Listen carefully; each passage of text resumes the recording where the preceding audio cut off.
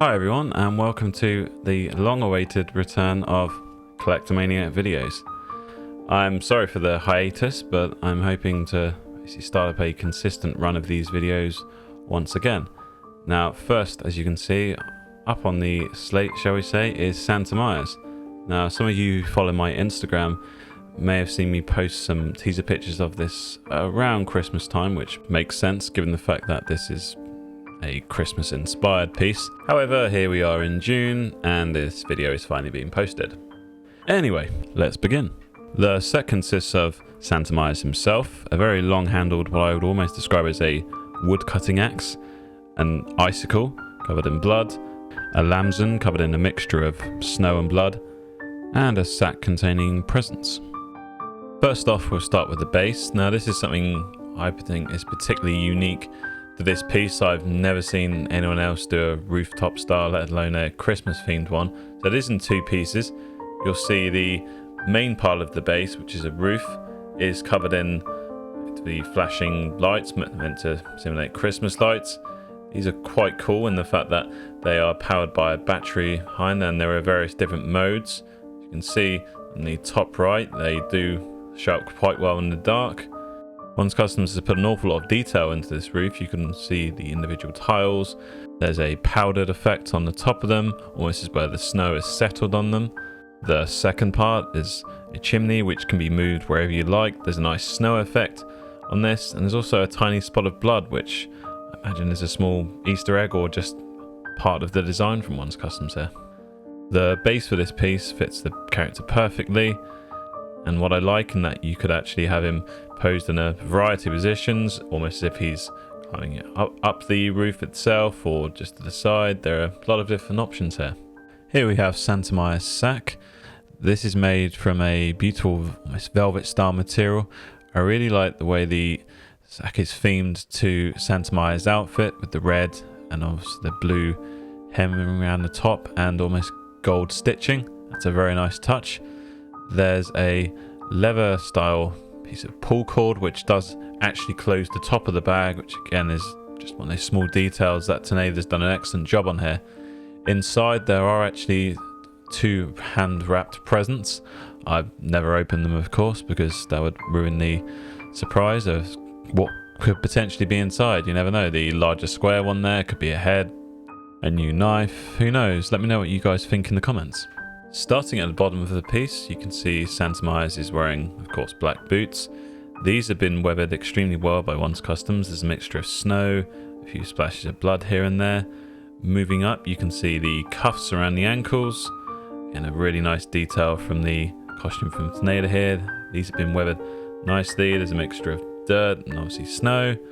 The whole outfit here is an interesting blend. Now, as we know, Michael Myers traditionally wears a pair of overalls or coveralls. The Santa outfit here actually is in that same style in that it's all one piece, but see the bottom half is made from a beautiful red velvet, and the top half resembles more these coveralls. And Tineyla's included some really nice small details, like a red pocket on the right hand side of his chest, gold flap. So around the back, blue pockets with that little bit of gold detail. These three colours line up perfectly with the Santa sack that I showed earlier. I like the fact that he's wearing a belt, which again is traditionally pretty much very Santa Claus-like. You know, Santa always has that big thick leather belt. It doesn't need it, of course. It's Myers in this. It just adds to the element of the costume.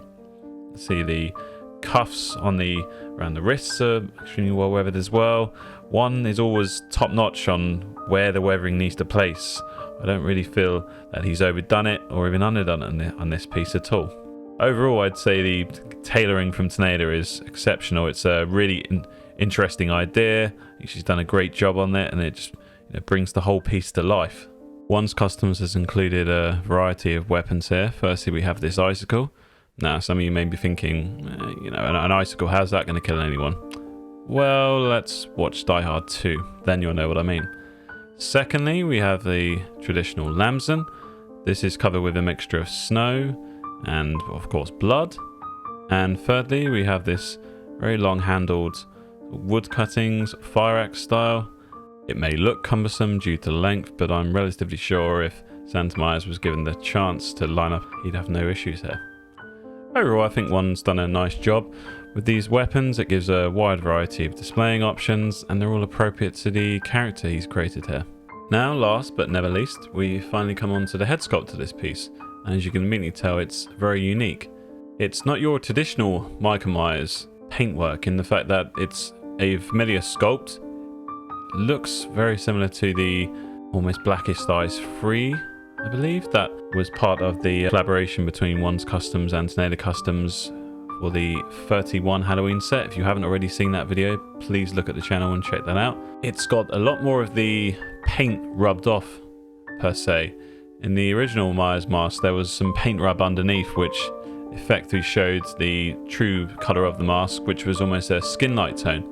Whereas this mask, there's actually no paint over the eyes and the mouth area, and it's almost made to simulate just a white beard, which is again very symbolic with Santa Claus itself. It's a really nice effect there, and I also like the splatterings of blood which drip down the neck, over the mouth, and also underneath the eyes. And as I always say, with any character that's wearing a mask, if you're going to effectively make a piece of them, you have to have the eyes visible, and as always, One's Customs has hit this out of the park. You can see the Blackest Eyes there.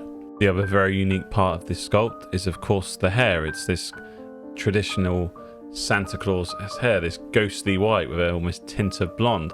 Very unique, and I've never seen this on a Myers mask. You normally just get the black tuft of hair out the top, which is forming the mask. However, with this one, it almost seems like his hair could have either grown out, or it's just the fact that the hair was included on this mask. The hat that he's wearing has been weathered very well. There's splashes of blood at the front, you can see. And another nice touch, there's a piece of wire that goes inside the hat, which means you can actually pose the top of it and move the bobble wherever you like. It's been tailored very well from Tineyla, fits the head sculpt perfectly. Another excellent job here. In my opinion, this head sculpt is a real refreshing change to any of the other Myers head sculpts that One has done. I mean, don't get me wrong, there's a wide variety and I own a number of different ones, but this is certainly unique and I don't ever see him repeating it. The head sculpt perfectly complements the whole outfit that Tineyla has produced here. Now, before I wrap up and give my final thoughts on this piece, I'd just like to thank you for watching if you've made it this far.